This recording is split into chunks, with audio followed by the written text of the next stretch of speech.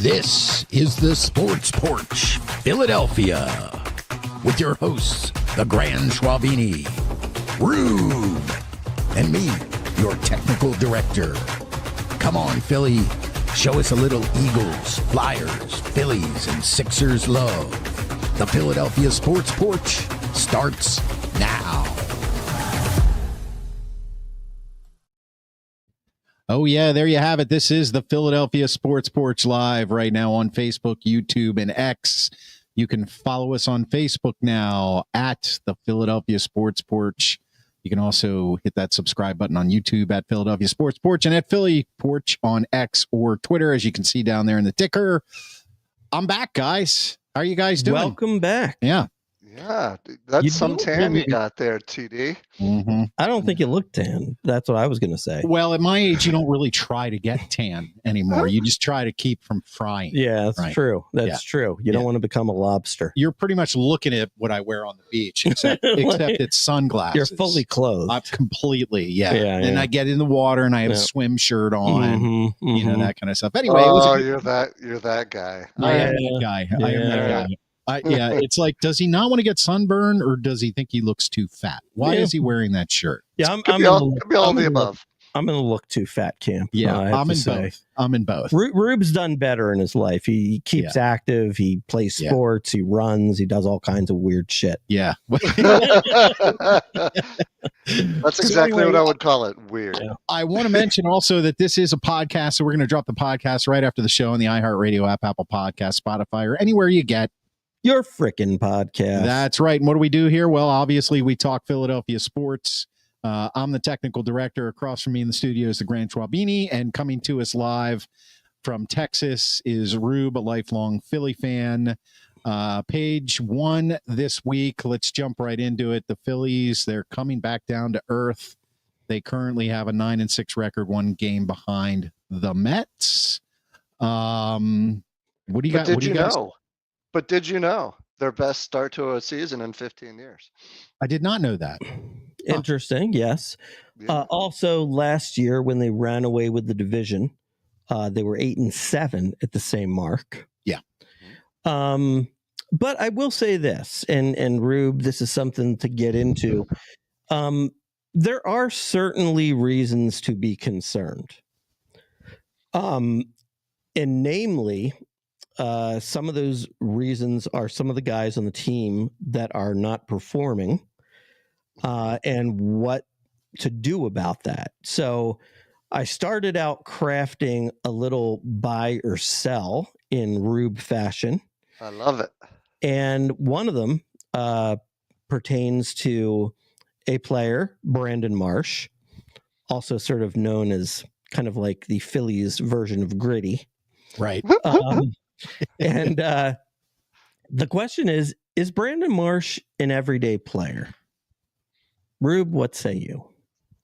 Well, if it's buy or sell, I'm selling. But what I don't know is who I'm buying to play every day in that outfield. So Castellanos, has actually been one of the better hitters this year. Yep. Kepler, I haven't looked at what his average is lately, but hasn't been great. Is supposed to be our left fielder, and who do you play in center? Do you play Rojas, or do you play Marsh, or do you play somebody else? They're equally bad as hitters. So I don't think he's an everyday player. Yeah, Brandon Marsh, by the way, is 0 for April. We're 14 days into April. He does not have a hit in April. Which isn't good. And you know, I part of my problem here, again, I'm selling just like you. Part of my problem here is I feel like we already knew this. You know, we knew he couldn't hit left-handed pitching, and now this year he can't hit right-handed pitching as well. But we knew he was a platoon type player. And, you know, again, it's like the second year in a row that we're saying we're giving him an opportunity to be an everyday player. Why are we doing that instead of just really trying to improve the team? So that's player number one. Yeah. No, I don't have an opinion on this. I think we covered it. Yeah, I think we did. Yeah, I don't think you're going to come out and say, I think Brandon Marsh is an everyday player. He's over April. Yeah. No. So now we have Alec Bohm. And the question is, will Alec Bohm break out of his slump? I believe he's hitting 150. 150, not a good average. And he's very frustrated and displaying that frustration outwardly. So, Rube, Alec Bohm, you feeling any better about him or worse? I think if we're buying or selling, will he hit better than 150? It's an absolute buy. The question is will he hit more than 250? And at the rate he's going, not so. But listen, you can't go from being an all-star player, albeit that was mostly because of the first part of last year, to being a nothing or a nothing burger. So I think he'll eventually start hitting again. And my follow-up, I suppose, buy or sell is, well, Alec Bohm will be a Philly after the All-Star break. What say you? Not an All-Star, I'm sorry. We'll be with the Phillies after the All-Star break. I mean, I'm going to say yes, he will. So I buy that. Okay. But the answer, the reason for that is not great, which is I don't think anybody really wants him because they tried to shop him in the off season, and I don't think people wanted him that badly. Or they weren't willing to give up enough for him. Right, exactly. So, and that, I mean, I kind of feel the same way as you. I mean, sure. Do I think Bohm will break out of his slump and, be at least, an average player? Sure. I mean, of course he will be. I mean, he's an all-star. If he has a bad year, he should be average, right? But at the same time, what we're talking about here is we're talking about, we used to sort of have a center field problem and a left field problem. And now we have a center field problem, a left field problem, and a third base problem. It's like we've got several problems that we're dealing with here. And so what happens is when those guys aren't hitting, that's a 30-year lineup. When those guys aren't hitting, well, then it's like we have to have the big guys hit every single game. And I don't even know that that's realistic. Yeah. The bottom of the lineup's not hitting, but neither is the rest of the team. So you got to figure at some point the top of the lineup's going to start hitting again. They're trying to balance this new approach with, hey, maybe we'll take some pitches to we're swinging at everything. And at some point, they're going to have to find a rhythm that's somewhere in between. So you got to think, based on history and statistics, that the top of the lineup will start hitting. And you would hope that a guy like Bohm would be somewhere close to the top of your lineup and hitting. And maybe Topper needs to put him up there, and maybe that'll give him a little bit more confidence. I don't know. But I think you're right. I'm sitting here going back to 1980 and saying our center fielder was Gary Maddox, our left fielder was Bake McBride or Greg Luzinski or whoever it was at the time, and our third baseman was Mike Schmidt. All right, all big hitters in all positions you expect to produce offensively, which are just not. And then, so let me make a sort of an Eagles comparison here. Okay. All right. So we go back a year, the Eagles collapsed in a different way. They collapsed, losing the last 5 out of 6 of the season. The Phillies last year sort of collapsed, having a very mediocre second half and then bowing out pretty weakly in the first round of the playoffs, right? And so what did the Eagles do? Well, they made a big free agent acquisition in Saquon Barkley, and they got younger on defense. And it turned out that those younger guys could really play, right? Mm-hmm. And so I look at the Phillies, and I think the problem that I'm sort of having is I feel like they did nothing. They didn't sign any big free agent. I mean, look, Jesus Luzardo, nice signing, pitching really well, good pitcher. But they didn't go out and get a Teoscar Hernandez or, they didn't go out and get a big outfield, right-handed hitter. They didn't do that. And then I also sort of look at it, and when I talk about the youth, I think sometimes we kind of keep the youth down in the minors a little bit too long. I mean, think about how long Ryan Howard was in the minors behind Jim Thome, probably cost him the Hall of Fame, right? And, I'm sitting here and I'm like, look, we know what Brandon Marsh is. We know what Johan Rojas is. And we've got this Crawford kid down there, first round pick, who's at every chance he's had has looked really good. He's a really good hitter. He's a really good fielder. Why don't we bring this guy up? And it could infuse some life into the team, and no, this might be a little early, maybe a little early to give up on Alec Boehm, but Aiden Miller, he's our third baseman of the future. And I mean, they talk about this guy like he's the best prospect we've had since Mike Schmidt. Is he a third baseman or a shortstop? Well, he is a shortstop, but because we have Trey Turner locked into short for all these years, they're playing him at third base. Could you move Turner to the outfield? That's possible, but they're not going to do it this year. But, how about just infusing some youth and some excitement? And, I think sometimes the older guys feed off the younger guys and kind of vice versa.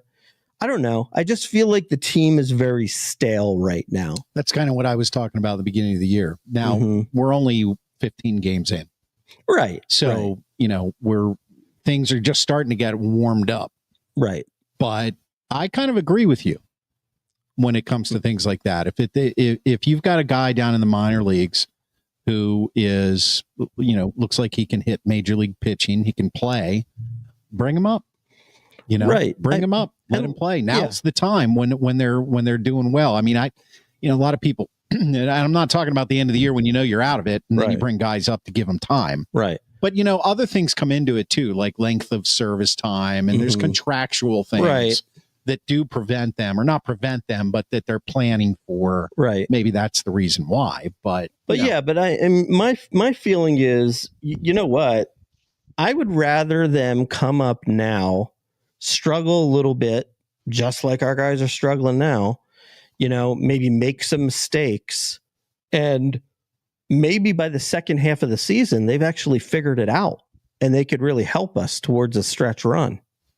That's kind of my thought. No, I will admit I'm still probably moving a little too fast because they are 9-6. It's not terrible. Harper hasn't started hitting yet, really.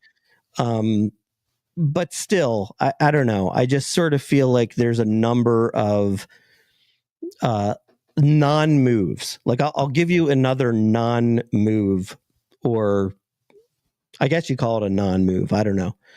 So, do you know how well Jeff Hoffman is pitching this year? I do not. He's pitched 9 innings. He's given up 1 run. He's got 13 strikeouts and 1 walk. And we let this guy go. And we have bullpen issues. You know what I mean? Yeah. I honestly, I just sort of feel like Dombrowski is supposed to be there to make the finishing moves to put you over the top. And I just feel like we haven't seen it. The only thing I will applaud him on is that maybe part of the reason why he hasn't done that is because he's held on to our 3 top prospects, which is Painter, the pitcher, and Crawford, and Aiden Miller. So I think that's wise, but at the same time, all right, well, it's got to be one or the other. Let these guys play and let's see what they got, or you got to trade them for people who can maybe win you a championship in your window. Yeah. I mean, Brandon Marsh batting 108, that's not going to help. No. But the Phillies, they can be a streaky team. Let's move to the next guy on your list here. This is Jordan Romano. Right. Jordan Romano. Now, he has actually had, I think, 2 good appearances recently. I think he's finding a little velocity on the fastball. But Rob, is he going to figure it out, buy or sell? So I don't know how you find, we had the same discussion last year about Taiwan Walker, who, by the way, is our best pitcher. Well, And no earned run so far. I sense that it's hard to find your velocity in season. There's something wrong. And so if having to buy or sell, I sell, and we got to go figure out plan B in the back of the rotation, or I'm sorry, in the back of the bullpen. Yeah, I mean, I think I'm going to agree with you there too. I mean, maybe it's foolish to just give up on somebody so quickly, but I just sort of feel like when you're a back end of the bullpen guy and a potential closer, I mean, it's like if you either have it or you don't. And he may have had it at times in his career, but he does not look like he has it right now. No, I mean, a 10.5 ERA. That's not good. 7 hits, 7 earned runs. I'm looking at the stats now. No, well, the only thing I can say about stuff like this, again, he's only pitched 6 innings. Yeah, I mean, and the last 2 innings were scoreless, right? So, well, which means it was even worse before that. But that's why it's so hard in the beginning of the year, in the first month of a year, to when you have a team that has talent. Mm-hmm. If for example, we always use the other side of the state, the Pirates. Well, there's no expectations there, except that Paul Skeens throws a no-hitter every time he pitches. That's what people expect. But when you have a team that has talent, and you're looking at a guy like Jordan Romano, who also has talent, we're only 6 innings into his season. Right. So it's kind of like you can't, for me anyway, I can't really pass judgment on a player until you start to see things play out further in the year. That's just me. Clearly a guy not from Philadelphia. I mean, I lived there. I've been witness to it. I get it.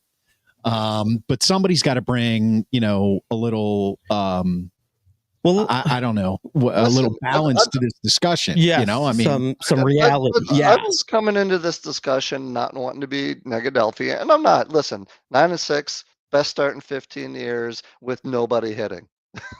So there you go, Rube. And so it's going to start coming around. And the typical Phillies is we get a couple hot guys that can carry us for a while, as long as the pitching is good. My biggest concern is Wheeler off the last couple of starts. If our ace is getting hit around, I think that's more problematic than us not hitting right now. See, I'm not worried about him though at all. Like I feel like he'll even out and be fine. I hope so. Yeah. Let's talk a little something positive about our Phillies. Yeah, let's do that. Please. So I found this clip. Were you able to get it in there? Yeah. A clip from that's Andrew Painter, our pitcher. Everybody who's young now has to have a stash. Well, which I don't really understand. Is that Paul Skeens in a Phillies uniform? It looks exactly like him. It does look exactly like him. Yeah. But anyway, he made a comment that he feels Andrew Painter is basically Garrett Cole waiting to happen. Here you go. And here's his comment. And at some point, Andrew Painter, Ricky, this guy's going to be Garrett Cole, honestly. And I just wonder about how patient the Phillies can be about getting into the big leagues if they have any injuries early in the rotation.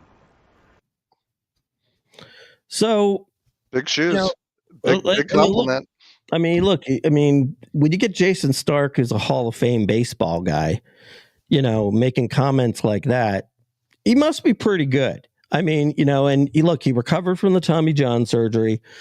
Now that appears to be, really everybody almost gets Tommy John surgery now. It's almost like a routine surgery.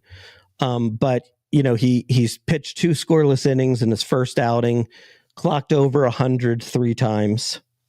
So he's bringing the heat, and that's another guy who could infuse some energy into this group. Now, granted, you want to wait on him a little bit because I'm sure he's got some sort of innings count right? Because he's coming off of an injury, and you don't want to. But at the same time, I also look at it and I say, how many do we want to waste on him in the minor leagues? You know? Yeah, I mean, if you think about it, if you draw a comparison to Paul Skeens on the other side, Mhm. you know, with the Pirates, they pretty much didn't wait at all. Yeah, they They waited. They waited so that he could like get the one extra year Right. of yeah. So they basically brought him up May or June. It or was something May like of last year. He, Yeah. he pitched for all intents and Right. purposes. He pitched, most you know, of the year. 80% of a season. Yeah. Well, he was now, also coming off a that's- national championship where he was dominant. True. So he wasn't Yeah. coming off an injury. And he Yeah. was clearly Well, yeah, this is- head and shoulders above everybody else. Yeah, and I'm not suggesting necessarily that they should bring him up right now, but I guess what I'm saying is that if you've got people in your organization and then people like Jason Stark who are looking at this guy and saying the things they're saying, you know Garrett Cole, another pitcher Right. out of the Pirates organization. They're great at developing stars. Yeah, and, I know. and releasing or them. draft- Yes, Yeah, they or are the draft minor them. leagues of the major leagues.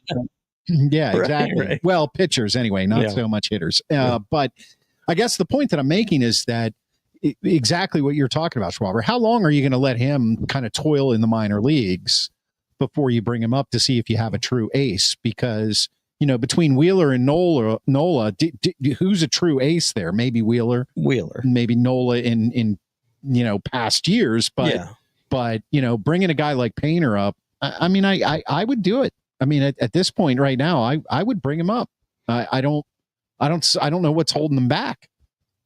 You know, I don't. If you listen to the beginning of that clip or a little before that, you know, Stark is talking about the number 5 starter and how many people they've gone through. Right.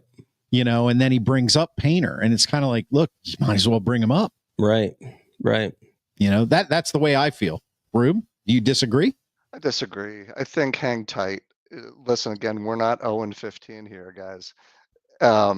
We're a couple hits and a couple good starts away from being one of the best teams in baseball. So I think let the guy get comfortable, get his innings in, get in rhythm, and when the time is right, yeah, love to see him come up this year.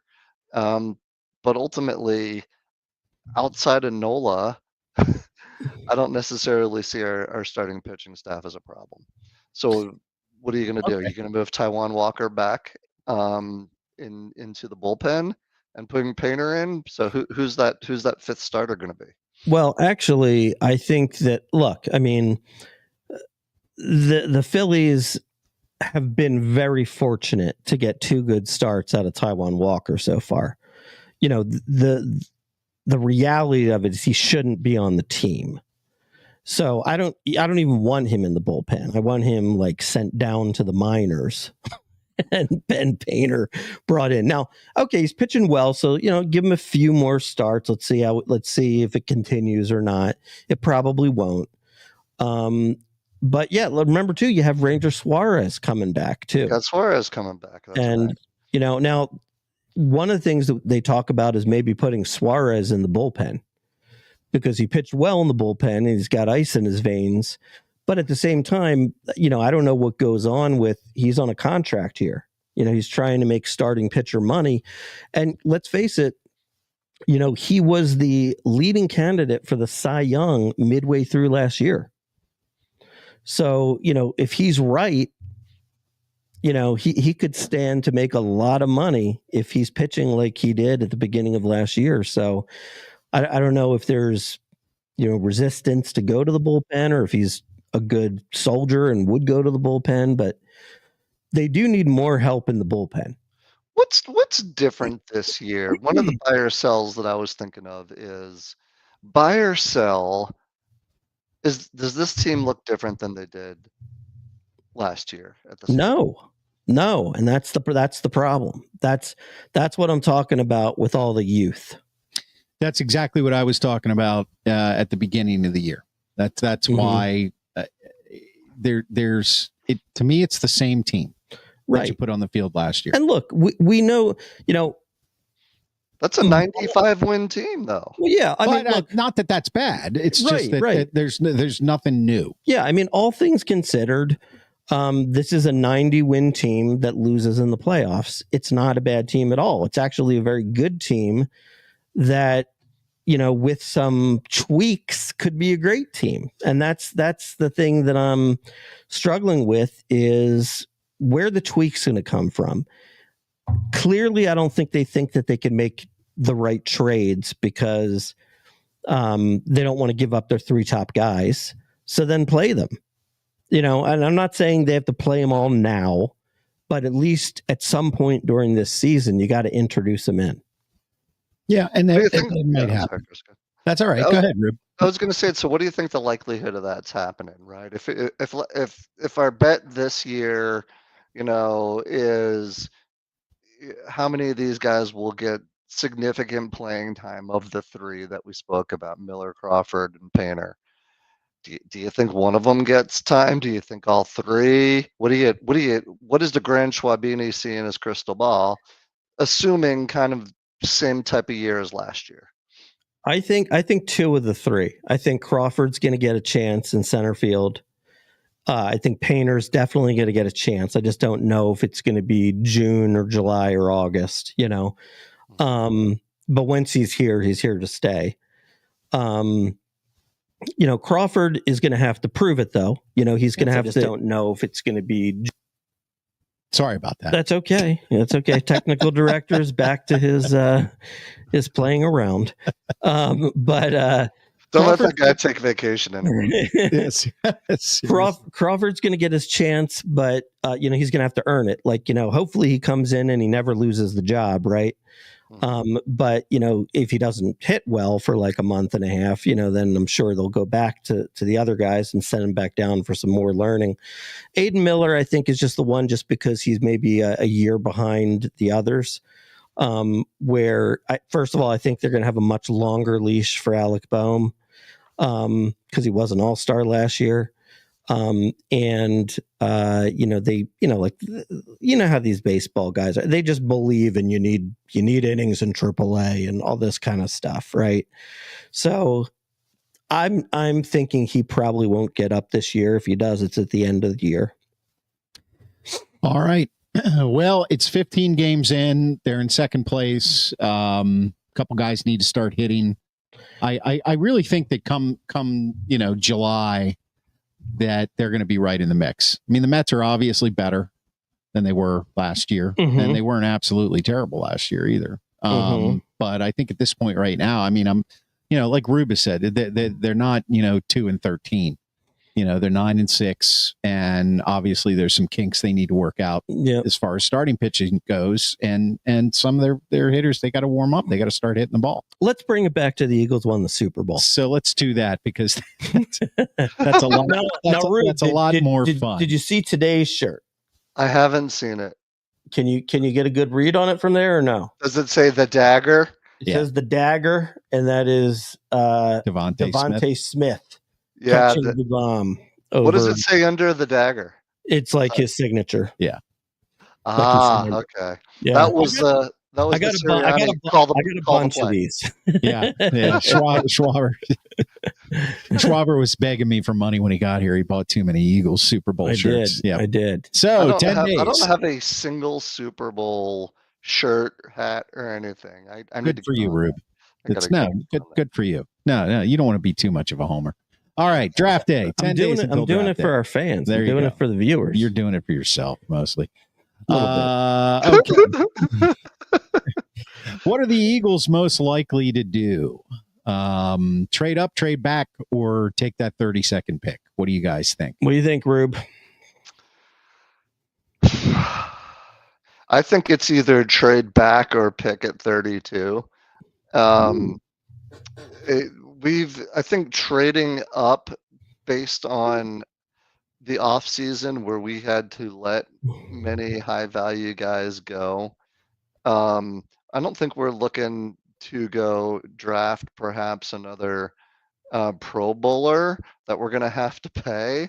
I think we're going to try to get value at 32 or try to trade back. even though you don't have to pay the rookie for 4 or 5 years. Put up the So- picture of Howie that I gave you. Yes, sir. Well, Rube, I think you are wrong. Howie is on the phone, and we are trading up. I think he's on the phone and we're trading back, or he's this. So buy or sell. The Eagles with the 32nd pick take a tight end. Buy or sell. Oof. I'm going to sell that. Yeah, me too. Look, there's good logic to it. It's a good thought. I just think the Eagles love to invest in the line. They lost Sweat, they lost Brandon Graham, and Milton Williams, who did get sacks. So the way I look at it is edge rusher is probably their number one need.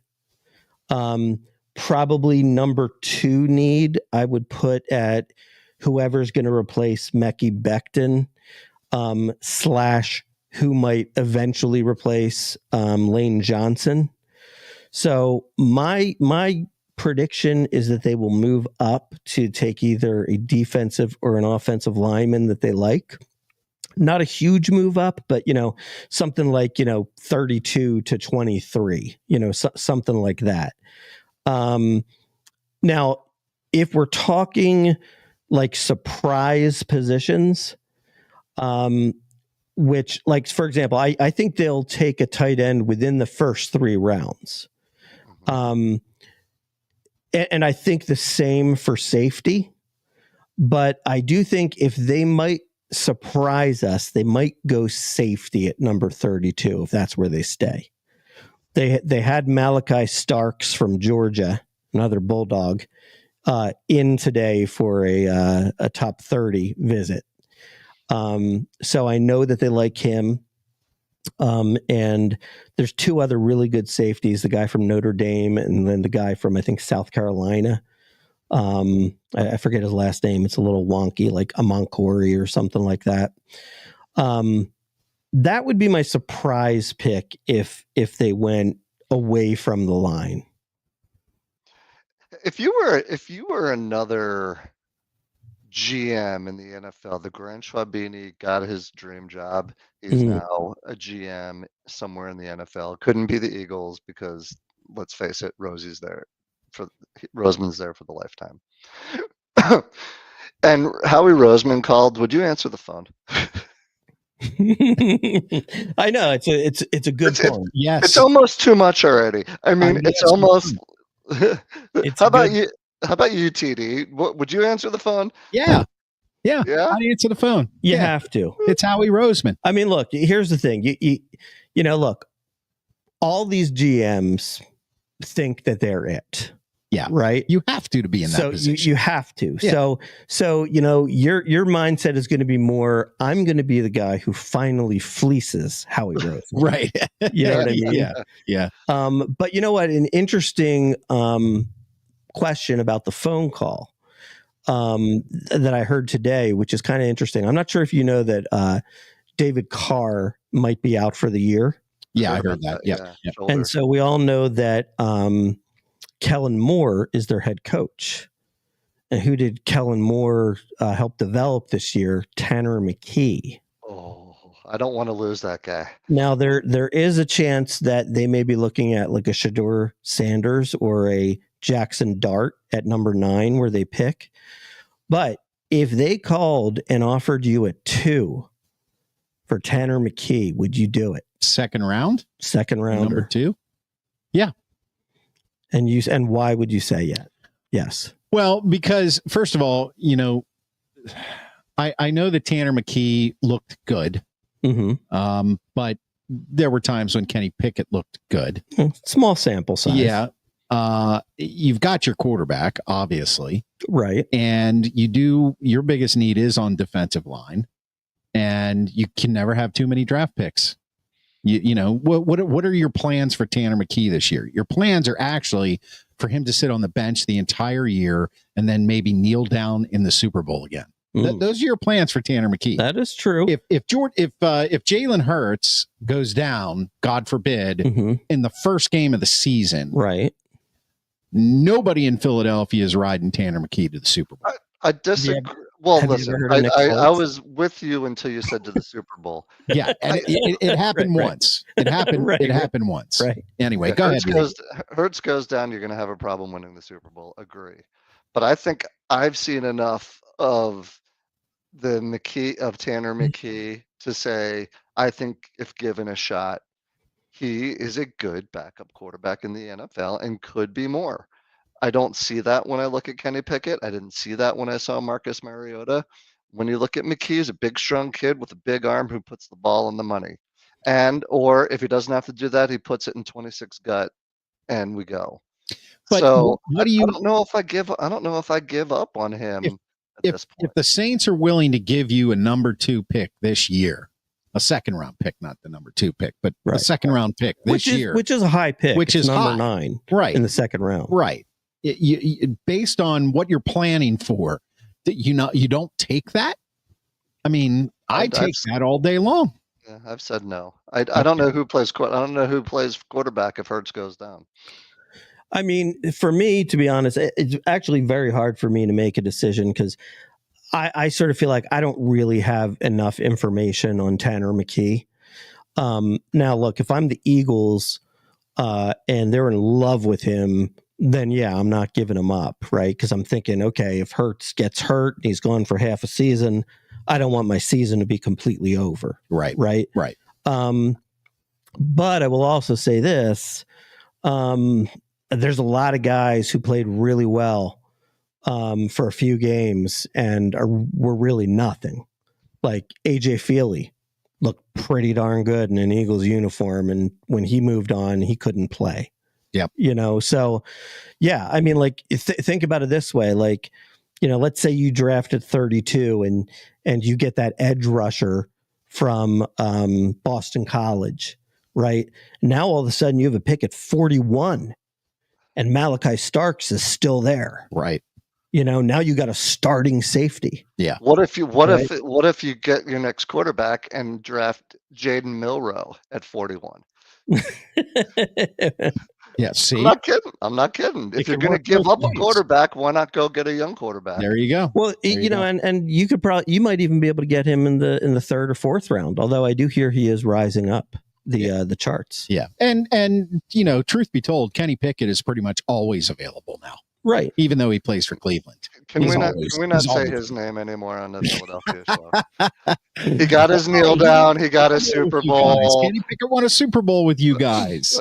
They didn't see his value in Pittsburgh. They moved on from him mistakenly, thinking that he would amount to nothing, yet he took the final kneel in the Super Bowl. He did. He took the last snap in a Super Bowl victory. That's exactly right. I mean, he is forever in your history books in the Philadelphia Eagles. By the way, I don't know if you got to see this, but statue of him. By the way, as time goes on, you get more and more of those sort of like unscripted, microphone on the field stuff.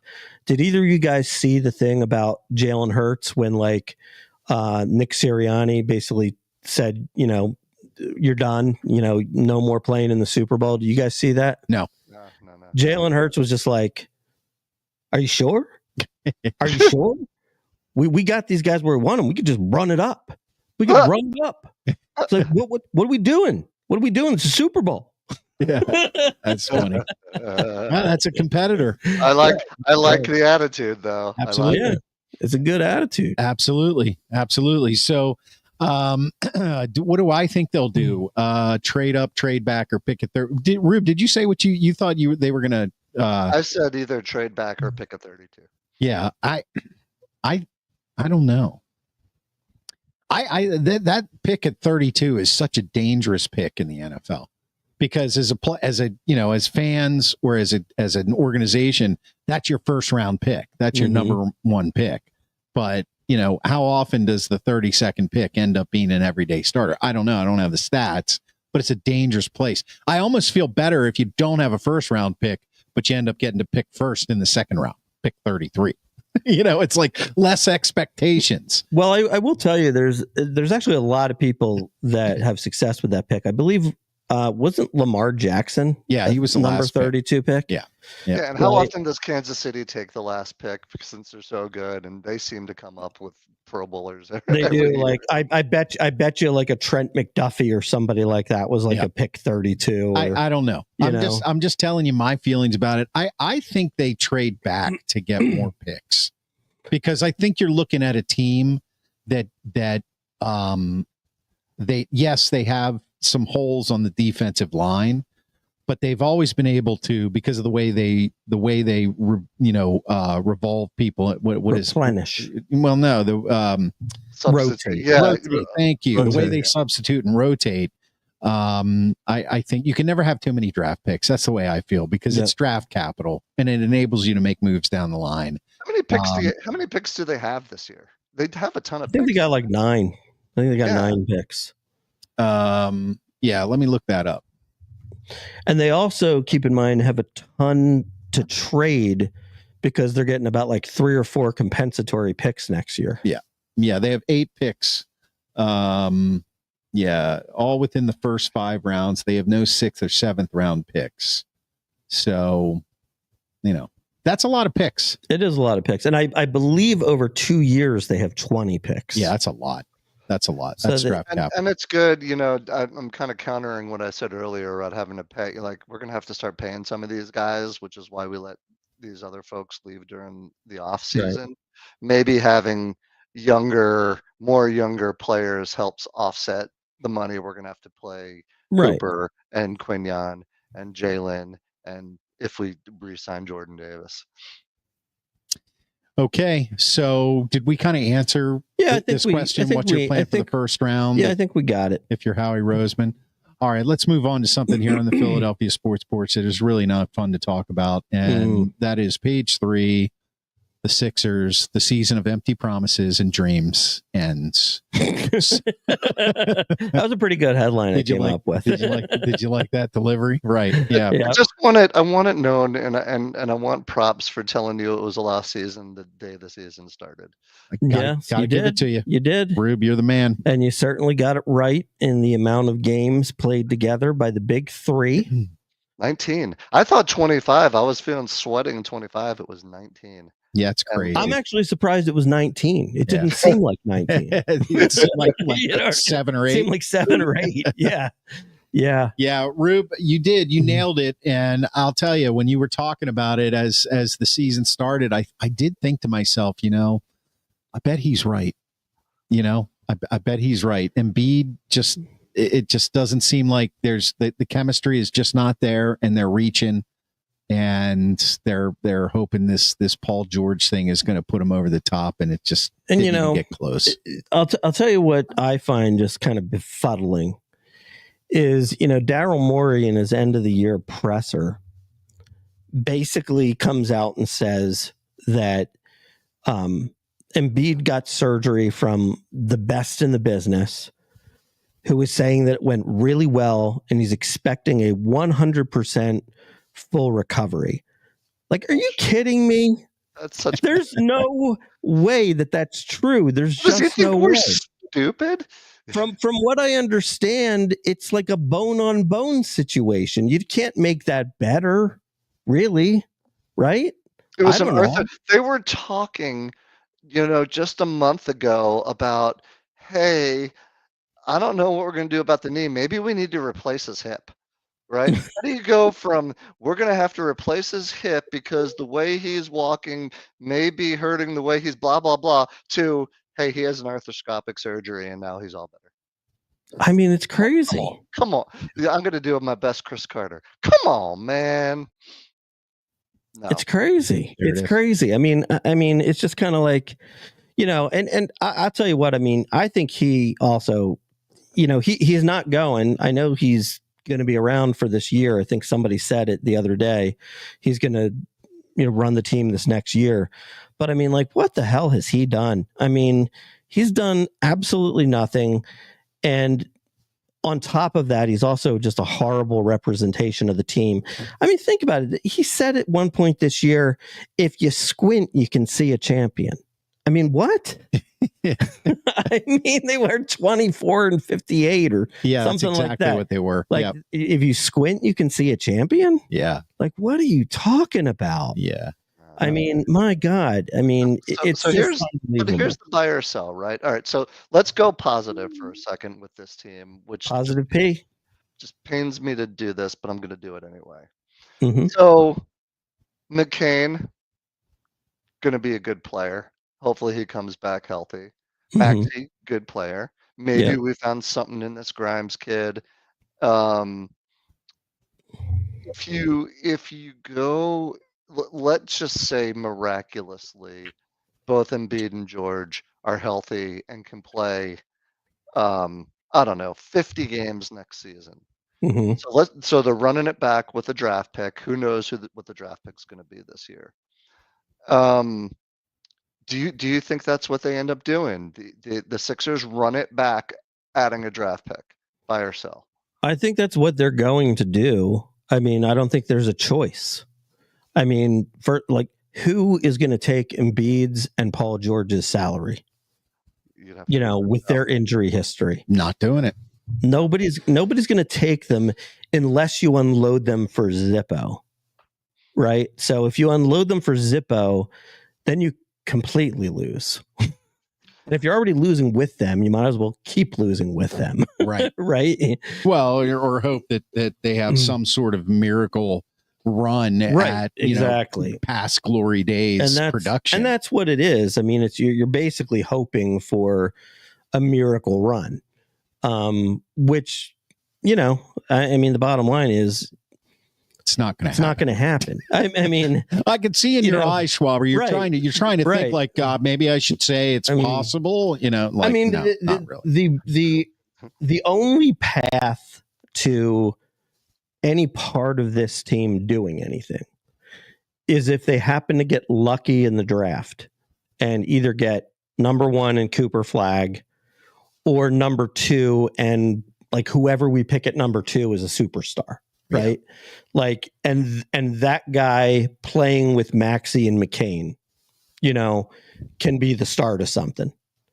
But, I mean, it's good. It's going to be hard just as is. I mean, I think we're the 5th, if we finish 5th worst. Yeah. So you got 10% chance, right? Yeah. You got the worst ones are like 14%.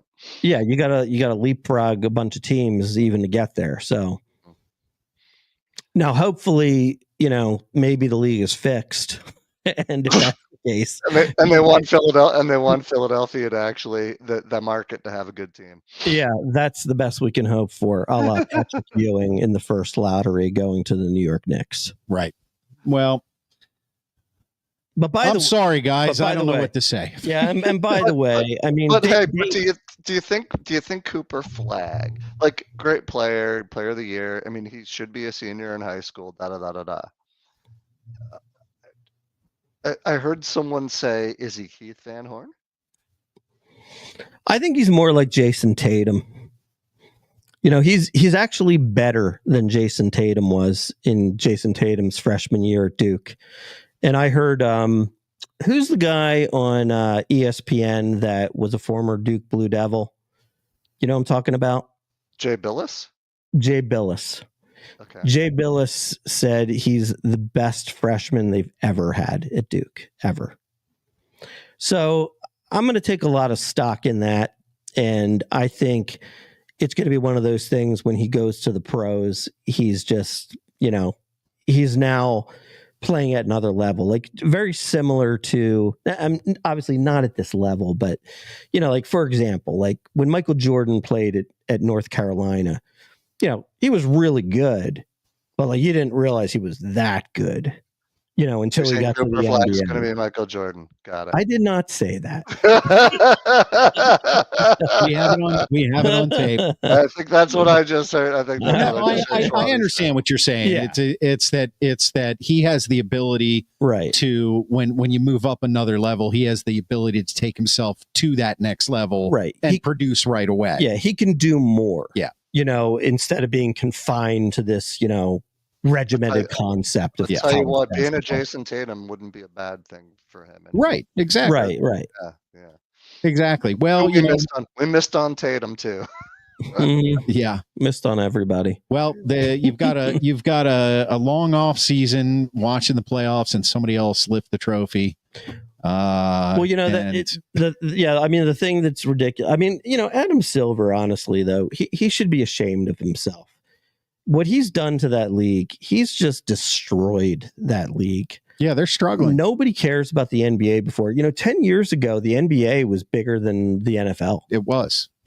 And he destroyed it. And he destroyed it by, letting the players decide where they want to play.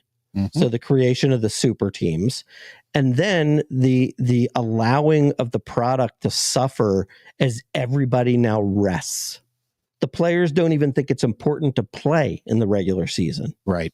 So the product is so watered down. It's such garbage. Yep. The only games that'll be worth watching will be the playoffs. Right. Because the finals for that matter. Yeah. I don't care about watching playing games. That's stupid.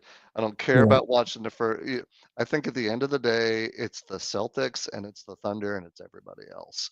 And if it's not them in the final, maybe you want to see Steph Curry shoot some long threes. That would be cool.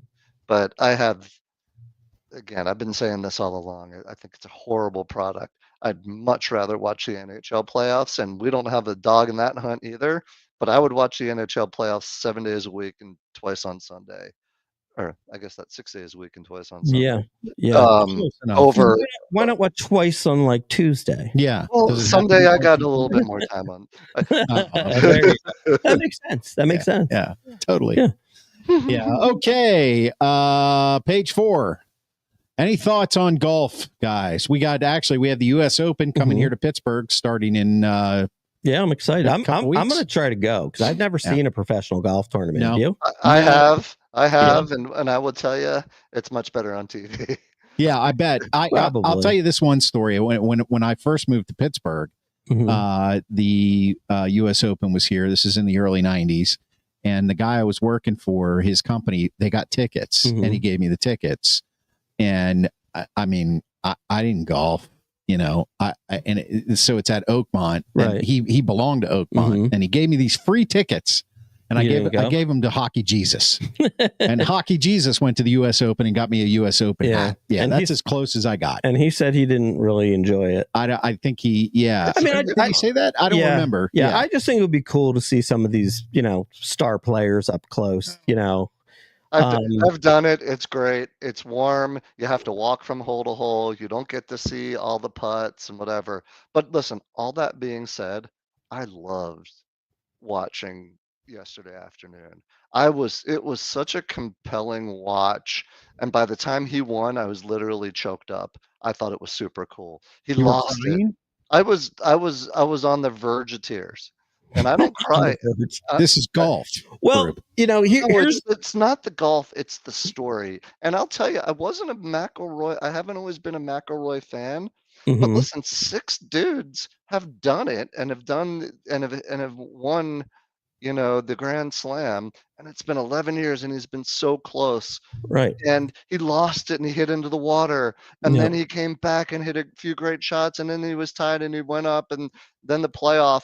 I'll tell you what, I felt the emotion. I felt like, how can he go into this extra hole and keep his composure? And damn it, he did. I thought it was wonderful. I'll tell you what was so compelling about it is that, obviously Rory McIlroy is one of the best golfers of all time, especially now that he's got the Grand Slam, he's got all majors, right? But he hadn't won a major in what was it, like 14 years or 10 years or something like that, right? And what was actually happening before this, starting with the last U.S. Open, is Rory McIlroy was becoming the biggest choke artist in the sport. If you go back to that U.S. Open, he missed 2 3-foot putts, of which during the rest of the year, he was like 413 for 413. and he missed 2 on the last 2 holes to lose the U.S. Open to Bryson DeChambeau. right? And now here he is again, and you're just thinking, oh my God, is he going to miss another 3-foot putt? You know what I mean? That's what you're thinking the whole time, you know? And first of all, I'd never seen this happen in all my years watching golf, where a golfer lays up so that they don't hit it in the water. And they hit it in the water. And then they hit it in the water. It was like unbelievable. I was like, how in the world did that happen? Like, he's one of the best golfers ever, and he hit it in the water from like 5 feet away. Yeah. It's a mental game. Like, It's a mental that's what made it so interesting. And that is a humongous choke. Yes. Right? Yeah. And then you're right. And then he comes back and he hits some incredible shots to like give himself some really short putts. And then he has a really short putt to win and he chokes it away again. And you're like, oh my God.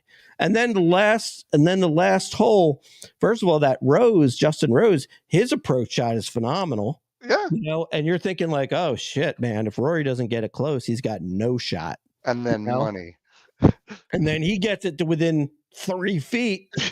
And then you're just like, oh, please just go in, please. I can't take it. And then thankfully he got it in. So, I get the emotion now. I'm actually starting to get choked up watching Schwaber talk about this match. But the crazy thing about it is it's like you have within the same golfer one of the greatest of all time and also one of the greatest chokers of all time. And this time he choked out the choke. But I sit there and I think, how easy is it for us three schmucks to sit here and call him a choke artist? And then, and given the opportunity, would any of us ever even be close to being in that position? Or if given the chance to make the putt? No, they're human beings, man, and they make tons of money. But I have a hard time. I just don't like saying that. I hate the term choke artist because I know in the same position I'd probably do the same thing. I'm gonna tell you this, Rube. It's true. That is choking in golf. Okay, because you know my niece happens to be an incredible 12-year-old golfer. Okay, and you know I've seen her on the putting green, right? And this is the kind of thing that like it's hard to imagine, but you know, obviously it's different if you're in the Masters and all that kind of stuff. She knocks in 5-foot putts like 98 out of 100. She's 12 years old. You know, Rory McIlroy should hit a 3-foot putt. He was 413 for 413. That's choking. Like it is. It is. I mean, nerves do get a hold of some people more than others. You can be one of the greatest players ever and also be a big choker. And he is both. And that's what actually probably draws a lot of people to him. They say, he's like me. And he's also great. Yeah. I like some of those comments from our fans, though. Yeah. First guy to double bogey 4 times and win the green jacket. That's the HJ. Says Rory blew it, then he won it. I cried. Thank you, HJ. I feel Amy cried. Amy cried. Yep. And Lemmer is channeling the late Howard Cosell. Sports is human life. I have to say though, I'm kind of a Bryson DeChambeau fan. I love his attitude. He's cocky like you, Schwabi. He didn't play well, but man, did you see that on the Saturday, that long putt he sank at the 18th? That was pretty sweet. And I loved when they talked to Rory and they talked to DeChambeau, after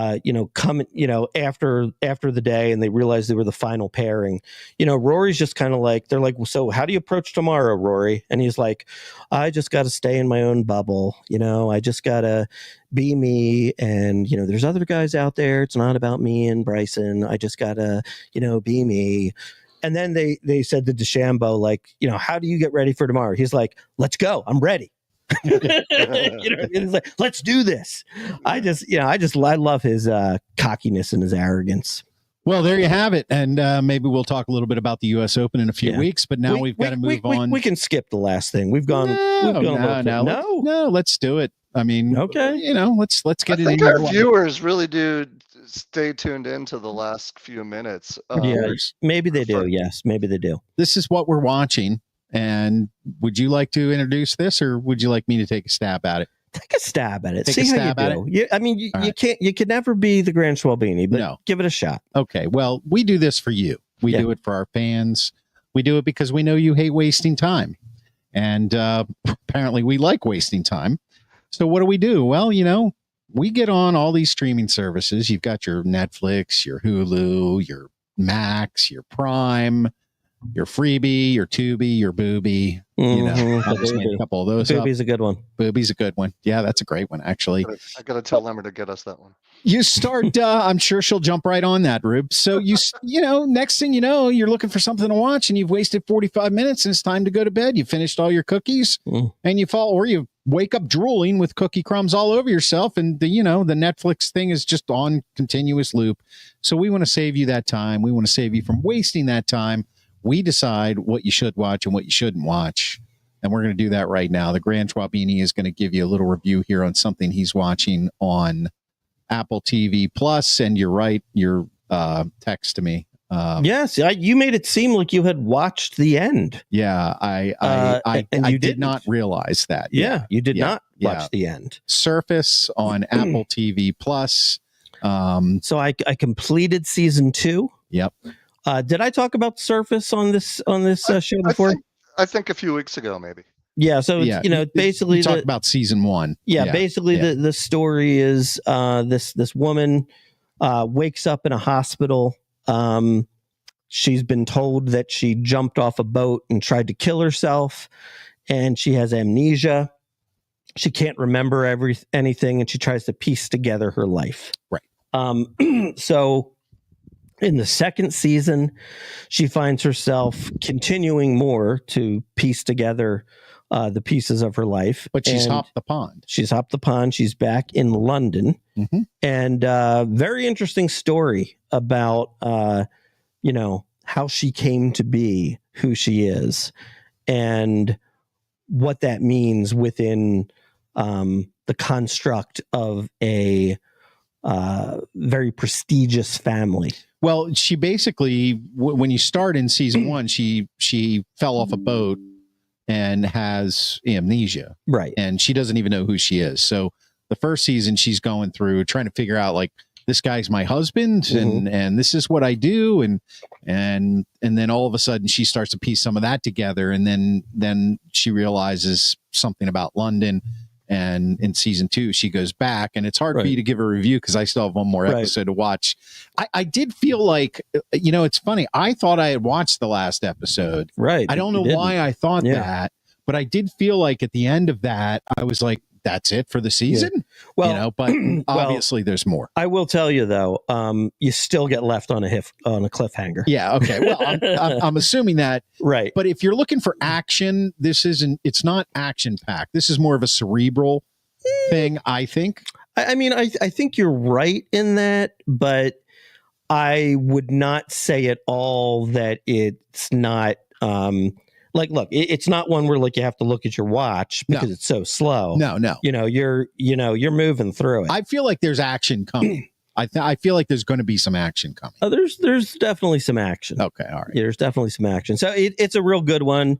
Season 3 is on its way, and definitely should watch it, Rube. Give it a watch. You and Lemmer will enjoy it. Duly noted. Can you commit to that, Rube? Can you commit? I'm going to commit to season 1, and we'll see how it goes. All right. Okay, that's all we can ask. That's Listen, I'm not going to waste time. Thank you for keeping me from wasting time. That's what we do. That's what we do.